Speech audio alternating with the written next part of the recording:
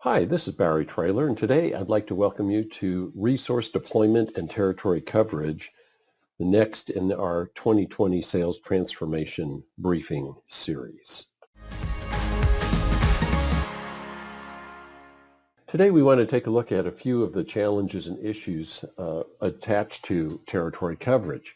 These start with the perennial favorite of adding new logos each year, followed by a key sales resource that we feel is overlooked and or avoided. In addition to that, companies continue to downgrade their ability to hire reps that will be successful selling for them. And finally, sales enablement typically focuses on new hires, often to the exclusion of multi-year veterans. By way of agenda, we want to look at a few things. First, present a few models to address the current status quo, and then question the efficacy of continuing with these current approaches.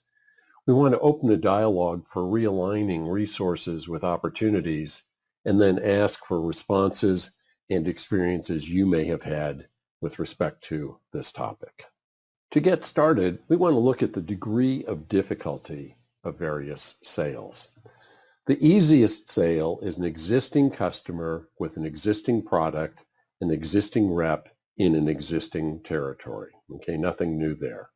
The second easiest is an existing customer, a new product with an existing rep in an existing territory, followed by existing products, customer, and rep, but in a new territory. So this would be, you move a rep, they're still calling on the same account, possibly new contacts, but an existing customer and existing products and services. The fourth easiest is a new customer in an existing territory, existing rep, and existing products, and so on. The fifth easiest is a new rep with everything else existing. This may be the most unusual since reps most often are not given accounts to start calling on right away that are existing customers.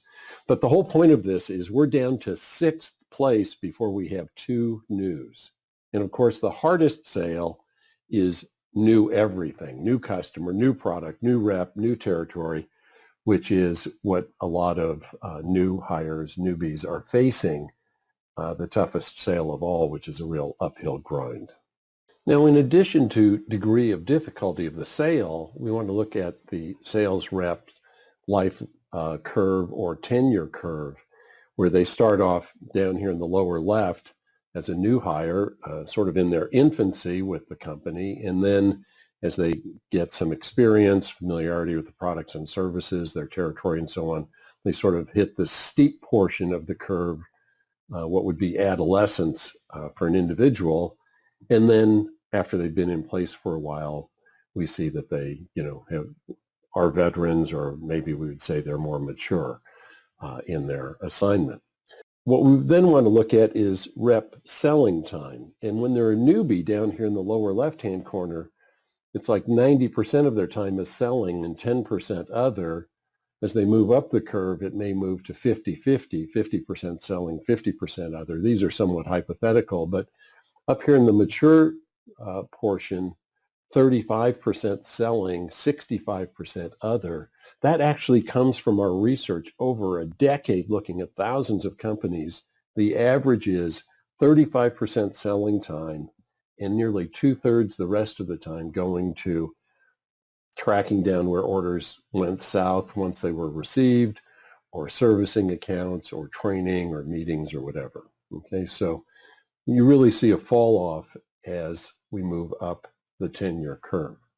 But now if we add this to the degree of difficulty, what we see is the new hires 90% selling time is almost 100% new sales and new customers and so on. When they're at the adolescent stage, 50-50, it's also like 50% new, 50% existing. And then we get to the top of the curve where it's 35% selling time, but it's like 100% existing customers. So your most talented, your most tenured, your most mature sales reps often are focusing on the easiest sales of all.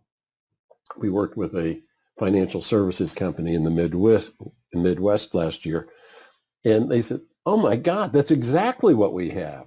And their culture was that it was pretty difficult. It could be sink or swim for the first couple of years, but if you were around for 4 or 5 years, then you basically could live off your book of business.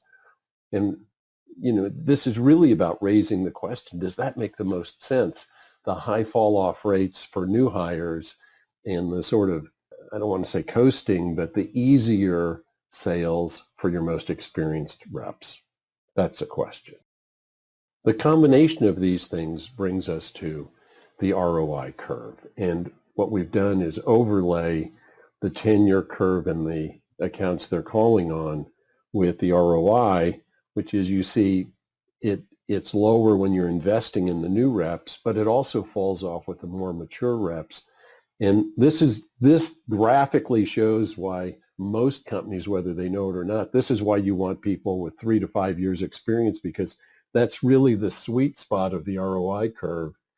And if people are then resting on their laurels or sort of living off the accounts that they've earned, the return on investment dollars and selling time falls off pretty dramatically. So what questions does this raise? The first would be, could we distribute selling tasks based on degree of difficulty? Could veteran reps delegate some of their existing accounts to newbies and receive an override commission and/or rewards? Should veterans be allowed to live off their book of business because they quote unquote earned it? And does sales enablement ramp according to the tenure, competence, and staying power of reps? Or is it simply looking at how long they've been on board? I want to thank you for your time today and would really appreciate hearing back from you, either thoughts you have, questions you may have, successes you may have had, or other folks you think would be interested in this topic. Thanks for your time.